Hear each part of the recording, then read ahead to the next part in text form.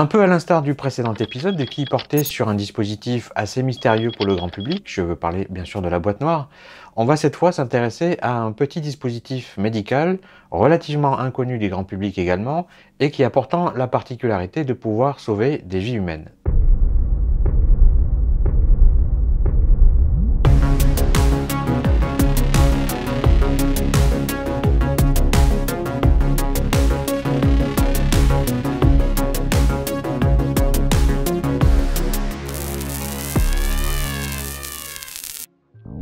Et ce dispositif s'appelle un stimulateur cardiaque, que l'on connaît aussi sous le terme anglais de pacemaker. Alors je vais bien entendu rentrer dans le détail de son fonctionnement tout au long de l'épisode, mais voici déjà ce que je peux vous en dire en quelques mots. C'est donc un petit dispositif implanté sous la peau, en loge pectorale droite ou gauche indifféremment, et dont l'activité principale consiste à surveiller le cœur en permanence et lui envoyer des petites impulsions électriques quand il considère que sa fréquence de battement est trop faible. Et ces petites impulsions de quelques centaines de microsecondes à quelques millisecondes ont une tension électrique qui va de quelques millivolts à plusieurs volts, ça dépend des réglages et des programmes. Au niveau de la connectique, un pacemaker est relié au cœur par l'intermédiaire de petites électrodes souples, fines et isolées qui font office de conducteurs électriques. Et c'est par ces sondes que le boîtier va monitorer l'activité du cœur et envoyer les impulsions en question. Alors concrètement, qui sont les personnes susceptibles de porter ce genre de dispositif électronique? Eh bien les cardiologues les proposent à des patients qui souffrent de bradycardie, qui est une maladie qui se caractérise par un rythme cardiaque trop lent, c'est-à-dire avec un cœur qui bat à moins de 50 pulsations par minute. Oui, parce que moins de 50 battements par minute, ça ne permet pas au cœur de pomper suffisamment de sang riche en oxygène vers tout le reste du corps. Et ceci peut avoir pour conséquence de se sentir souvent fatigué, rapidement essoufflé,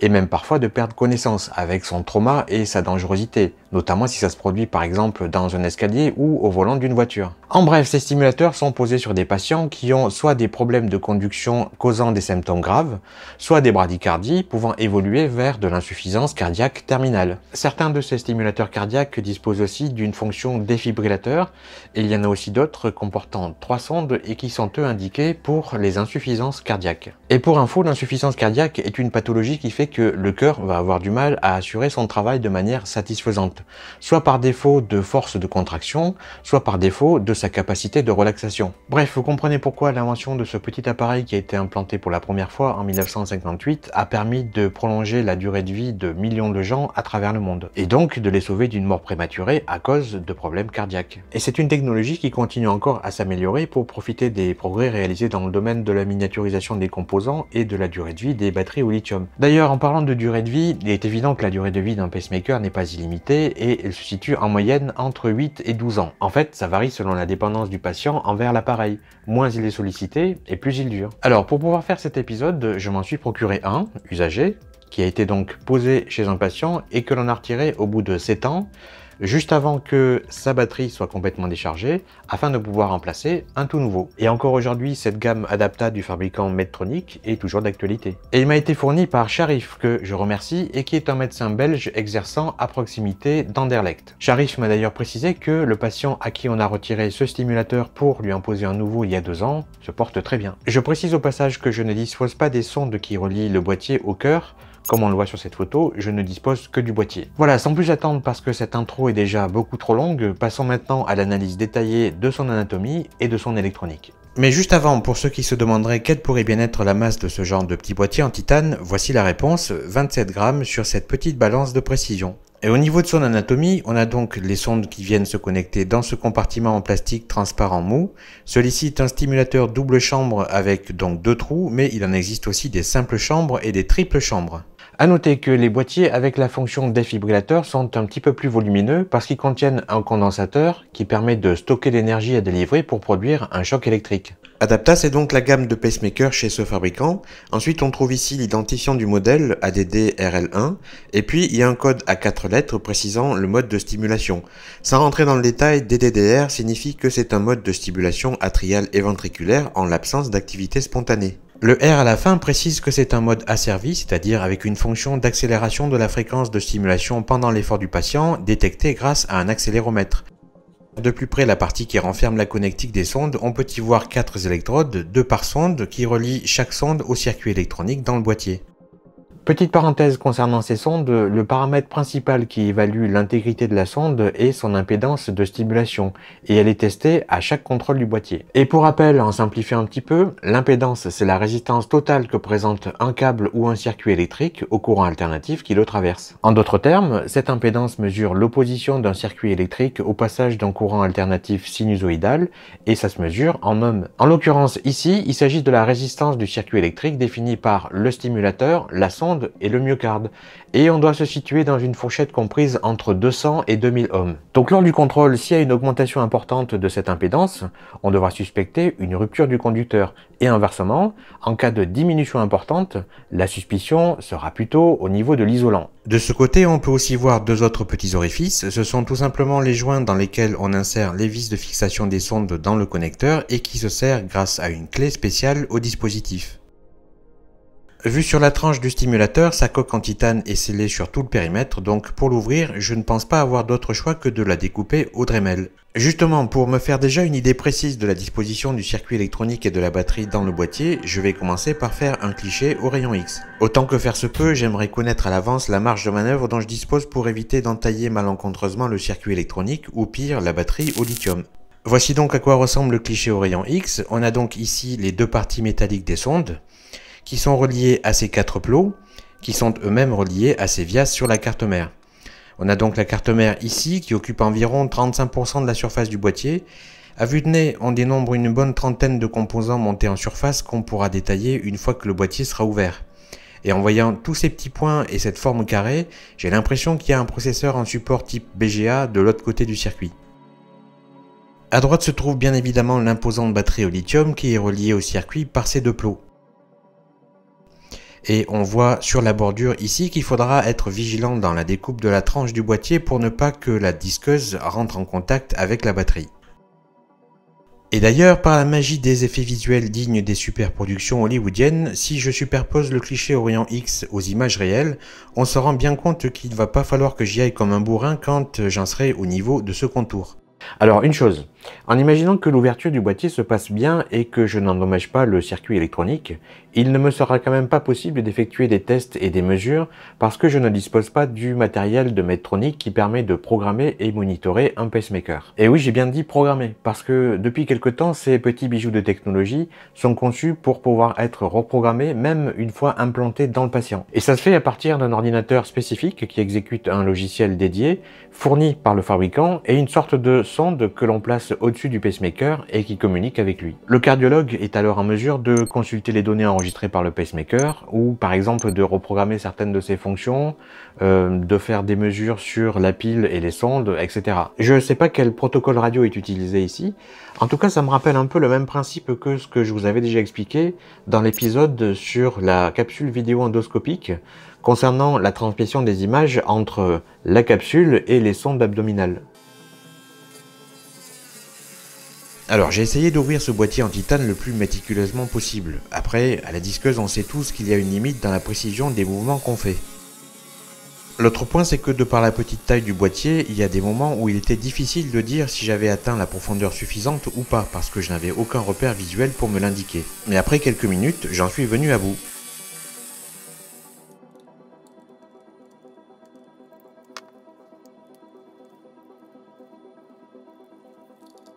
Alors à l'ouverture, je constate que le minuscule circuit imprimé a quand même été quelque peu entaillé, on le voit très bien sur ce gros plan, et il s'en est fallu de peu pour que les composants le soient aussi.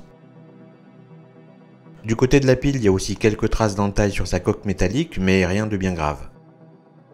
Et la première chose que je fais, c'est de retirer cet élément en caoutchouc, laissant apparaître le cœur de ce dispositif, un circuit intégré en boîtier BGA, c'est-à-dire qui est relié au circuit par de toutes petites billes de soudure, et juste à côté son quartz pour le cadencer. Alors autant le dire tout de suite, cette référence sera introuvable dans les bases de données, car pour ce genre de dispositif médical, c'est quasi systématiquement un circuit intégré de conception spécifique par le fabricant. Du coup, pour tenter d'en savoir plus sur son architecture, il faudra dissoudre le boîtier, extraire sa puce de silicium et l'observer au microscope.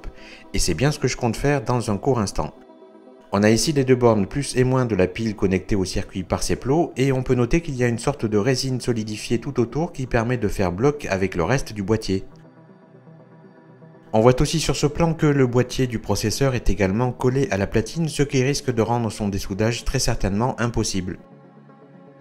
Et sous ce petit cache en plastique se trouve une inductance à noyau ferrite. Et le bloc doré qui se trouve juste à côté n'est autre qu'un commutateur magnétique qui permet de basculer le stimulateur dans un mode sous-aimant. Alors le but maintenant est de séparer la pile et le circuit électronique du reste du boîtier. Et ça ne peut pas se faire autrement que de manière destructive pour le boîtier.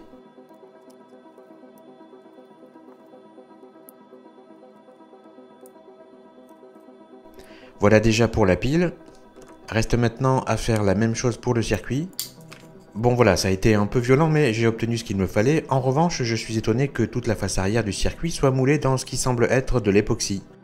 Cette électronique est donc conçue comme un bloc monolithique autonome qui a juste besoin d'être alimenté et qui effectue ses mesures et traite les signaux via ses 4 entrées-sorties. Alors le fait que la face arrière soit encapsulée dans une résine d'époxy qui semble être de la même matière que les boîtiers de circuits intégrés rajoute de la difficulté à l'analyse des composants, on va pas se mentir. Mais je vais quand même essayer de trouver un moyen d'y parvenir. Maintenant que le circuit n'est plus dans le boîtier en titane, je vais refaire un cliché au rayon X avec une machine que j'utilise plutôt pour les petits échantillons et j'y superposerai un cliché pris au microscope pour l'analyse.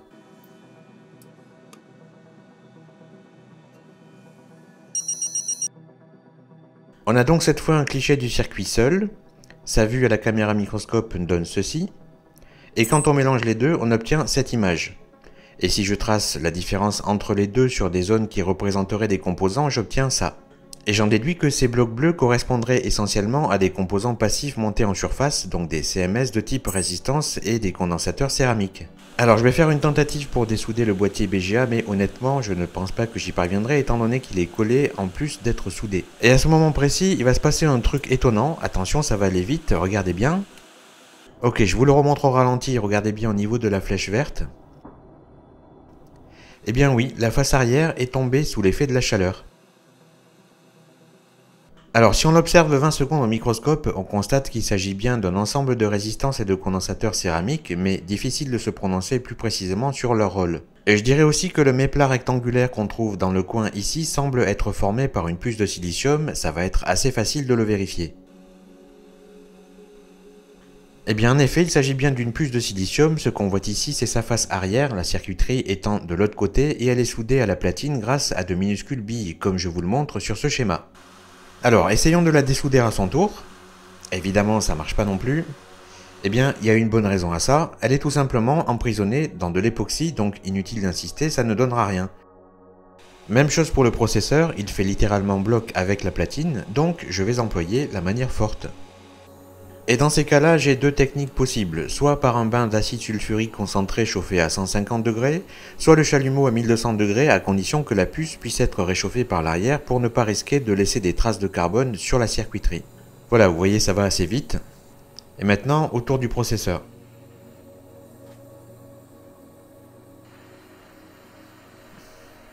Voilà toutes les minuscules billes de soudure. Je le sépare ici de son support BGA. Et là on est au stade où le boîtier est entièrement calciné. Et à ma grande surprise, je découvre qu'il renferme plusieurs puces de silicium de toute taille.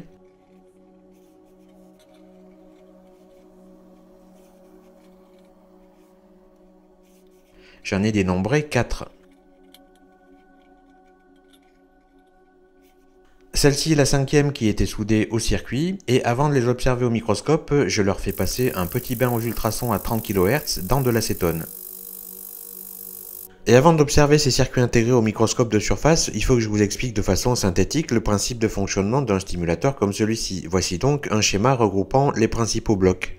Le système doit au moins assurer les 4 fonctionnalités suivantes. Détecter les signaux de battement de cœur, mesurer la résistance cardiaque de chaque chambre indépendamment afin de diagnostiquer l'état de fixation des électrodes et fournir des informations sur l'état pathologique du cœur, générer des impulsions de stimulation avec une amplitude et une largeur d'impulsion programmables, et enfin communiquer avec un programmateur externe, donc à l'extérieur du corps du patient, via un circuit de télémétrie. Tout cela est orchestré par un microcontrôleur qui exécute l'ensemble des algorithmes et réalise les calculs nécessaires pour effectuer ces tâches. Il se base donc sur les données qu'il reçoit en entrée par ces 4 blocs et envoie ensuite les commandes au contrôleur du système qui les pilote.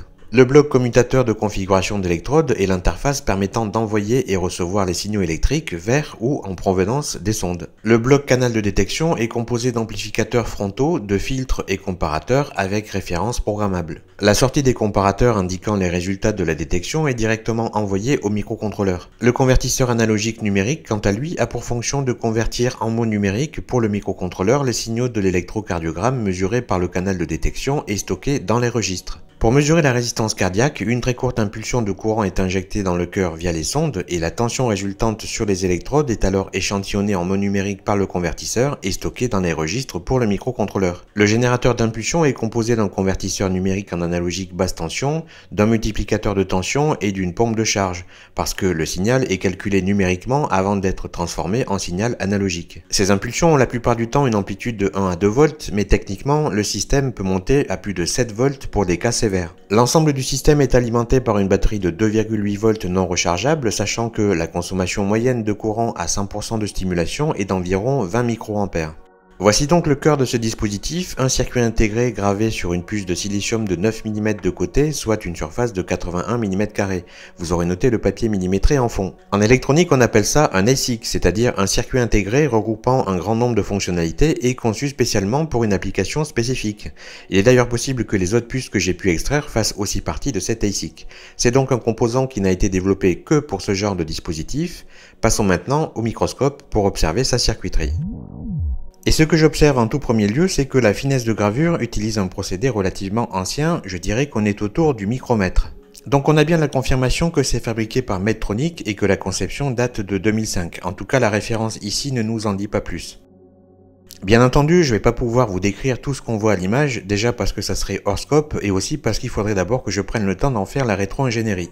En revanche, la circuiterie que je vous montre là est celle du bloc microcontrôleur qui est donc le cerveau du dispositif et qui est constitué de quelques centaines de milliers de transistors. Vous voyez d'ailleurs là ces différents blocs de registres internes. Passons maintenant au second élément de silicium et ce circuit intégré de 8 mm de côté est un peu particulier parce qu'il ne contient pas de composants, il n'y a que des pistes métalliques et des connecteurs. Sa fonction est de faire en sorte que les puces de silicium qui composent le boîtier de cet ASIC puissent être connectées entre elles. Dans les pistes les plus épaisses circulent de forts courants alors que les pistes les plus fines conduisent plutôt des signaux numériques. Troisième puce de silicium, elle présente toutes les caractéristiques de l'architecture d'une mémoire flash série et mesure 4 mm sur 3. Cette région révèle une partie de l'interface série et du contrôle logique, le reste n'est pas visible, tandis que ces deux blocs représenteraient les tampons d'adresse et d'entrée-sortie ainsi que les loquets. Ensuite, on peut observer la longue matrice de transistors qui représente la mémoire non volatile en tant que telle. Il y a 64 blocs en tout, mais je n'ai pas pris le temps de calculer le nombre d'octets que cela représente par bloc. En tout cas, c'est dans cette puce qu'est stocké le logiciel exécuté par le microcontrôleur ainsi que les différents paramètres et programmes du stimulateur. Et là je vous montre un grossissement optique 400 fois de cet arrangement contenant des centaines de milliers de transistors.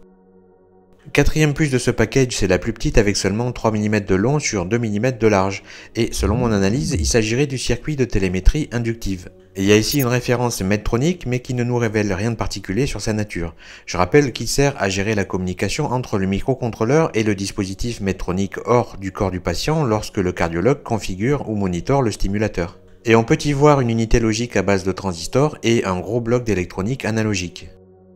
Et à côté de ces 4 puces, il y en a une cinquième qui était elle directement soudée à même le circuit imprimé, mais malheureusement on ne va rien pouvoir en tirer parce que sa surface ne révèle rien et est obstruée par un maillage métallique. Mais il n'est pas impossible qu'il s'agisse d'une puce pour gérer et réguler l'alimentation électrique de toutes celles contenues dans le boîtier. Alors après avoir analysé tous ces circuits intégrés, j'ai été assez surpris de ne pas trouver d'accéléromètre, alors que je sais pertinemment que ce modèle en possède un. Eh bien figurez-vous que après avoir revisionné les images de la dissection du boîtier calciné, j'ai compris pourquoi. Alors il se trouve que sur ce dernier bloc restant, il y a bien deux circuits intégrés, ici et là, qui ont une surface d'à peine quelques millimètres carrés. Mais en fait, dans ma manipulation de séparation, je n'en récupère qu'un seul et je zappe complètement le second, qui va d'ailleurs finir par être enseveli sous la cendre que je remue. Je précise quand même que cette prise a été tournée en extérieur, on ne fait pas ce genre de manip en intérieur, et les conditions n'étaient pas les meilleures pour pouvoir être minutieux. Donc voilà, je suis prêt à parier qu'il s'agissait bien du MEMS de l'accéléromètre qui est parti à la poubelle avec le reste des cendres. Désolé. Avant de passer sur la pile au lithium, je voulais juste profiter du fait que le circuit imprimé est complètement consumé pour vous montrer ce qu'on ne voit habituellement pas dans un circuit imprimé, c'est-à-dire l'empilement des différentes couches qui le composent. On va maintenant un peu s'attarder sur la batterie qui, avec ses 14,7 grammes, représente donc 54% de la masse totale de ce stimulateur. Il s'agit d'une batterie lithium-iode et non pas lithium-ion à une seule cellule contenue dans une coque en titane avec une tension nominale de 2,8 volts et une capacité utilisable de 1,6 Ah. Et on a ici ces deux bornes, la plus grosse étant la positive. Et si on mesure rapidement ce qu'elle délivre encore comme tension à vide, on obtient 2,72 volts. Donc ça vaut le coup de la tester avec une charge pour voir comment elle va se comporter au moment de fournir du courant. Je l'ai donc branchée à ma charge électronique. On va la tester en mode courant constant que j'ai réglé sur 20 mA. Donc là pour l'instant je n'ai pas encore activé la charge, elle tient une tension constante de 2,748 volts. J'active la charge maintenant. Et là c'était un peu prévisible mais sa tension passe directement à 0 volts. Elle n'est donc plus en mesure de délivrer du courant parce qu'elle est complètement à plat. Et quand je désactive à nouveau la charge, sa tension remonte aussi sec et finira par se restabiliser à la même tension que tout à l'heure. Et à propos des batteries, des pacemakers, c'est l'occasion d'ouvrir une petite parenthèse et de parler d'un phénomène qui a existé dans les années 70 et qui est quand même assez incroyable quand on y repense aujourd'hui. Donc à la toute fin des années 60, les ingénieurs de chez Medtronic se sont dit qu'un moyen très efficace pour améliorer drastiquement la longévité de leur pacemaker serait d'utiliser du plutonium-238. En gros, on parle bien d'utiliser une pile atomique, donc un générateur à radioisotope, en guise de source thermoélectrique pour alimenter leur stimulateur cardiaque. Et en termes de quantité de plutonium-238, c'est entre 150 et 400 mg. Et en unité de radioactivité, ça nous place entre 2 et 6 curies. Et ils l'ont fait, au calme, tranquille. Leur modèle 9000 a utilisé une pile atomique de conception française fabriquée par Alcatel en collaboration avec le commissariat à l'énergie atomique. Bon, on ne le saura sans doute jamais, hein, mais si ça se trouve, le gars qui est à l'origine de ce projet, c'était peut-être un fan de Marvel, hein, parce que à l'époque, Iron Man, ça existait déjà depuis un certain temps. Et le 27 avril 1970, le tout premier stimulateur cardiaque à pile nucléaire était implanté chez un patient à l'hôpital Broussais dans le 14e arrondissement de Paris. Ensuite, pendant une petite dizaine d'années, il y a eu approximativement 1600 personnes dans près de 40 pays à travers le monde qui ont accepté de recevoir un de ces stimulateurs. Alors évidemment, en termes de longévité, ça battait tous les records, hein. Il faut savoir qu'à l'époque, leur durée de vie était entre 18 mois et 3 ans. Sur internet, j'ai retrouvé le témoignage datant de 2007 d'un chirurgien américain qui avait implanté en 1973 un de ces stimulateurs à une jeune fille de 20 ans. Et il faisait des tests et des vérifications sur elle et son appareil, et il s'étonnait du fait que 34 ans après, il était toujours aussi actif. Et selon les archives, il n'aurait été signalé que 2 défaillances. Mais c'est pas ce que vous croyez, parce qu'elles étaient uniquement d'ordre électronique. Aucune d'entre elles n'était liée soit à la pile, soit à des conséquences liées à la radioactivité. Bon, a priori, tout ce qui avait été implanté à l'époque a été retiré, donc il ne devrait plus en rester en circulation aujourd'hui. Mais voilà, bon.